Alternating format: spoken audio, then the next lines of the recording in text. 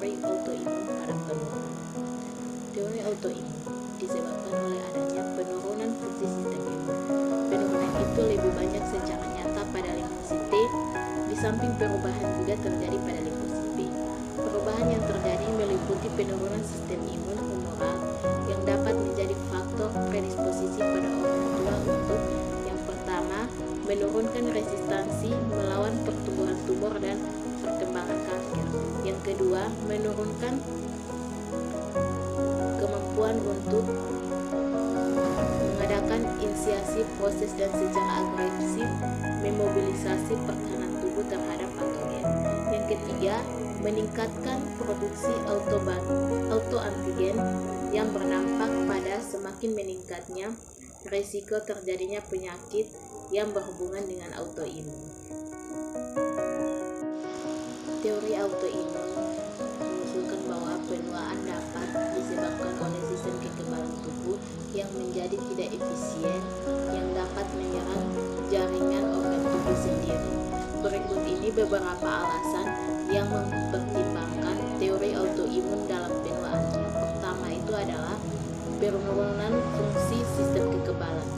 Seiring bertambahnya usia, sistem kekebalan tubuh dapat mengalami penurunan fungsi atau disfungsi. Ini dapat menyebabkan sistem kekebalan tubuh tidak dapat mengenali dengan tepat antara bahan asing dan sel-sel normal dalam tubuh, dan secara keliru menyerang jaringan dan organ tubuh sendiri atau autoimunitas. Yang kedua itu adalah peradangan kronis.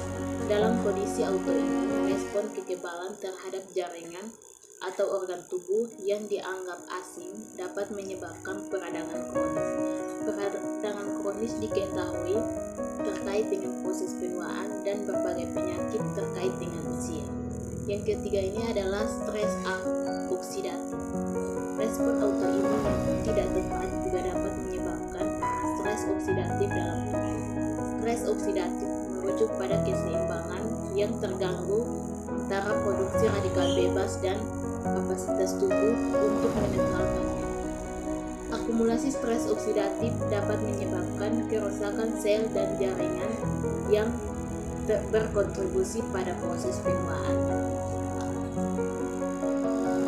Yang keempat, kerusakan DNA. Respon autoimun yang tidak tepat juga dapat menargetkan sel-sel tubuh yang sehat, termasuk DNA dalam sel-sel tersebut. Kerusakan DNA dapat menjadi faktor yang menyebabkan penuaan.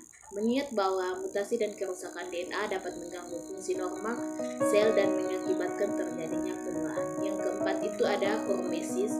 Teori hormesis menunjukkan adanya respon adaptif terhadap stres yang moderat. Dalam konteks autoimunitas, keberadaan stres autoimun yang ringan hingga yang sedang merangsang respon adaptif tubuh dan menghasilkan perlindungan lebih baik terhadap kerusakan dan perubahan terkait penuaan.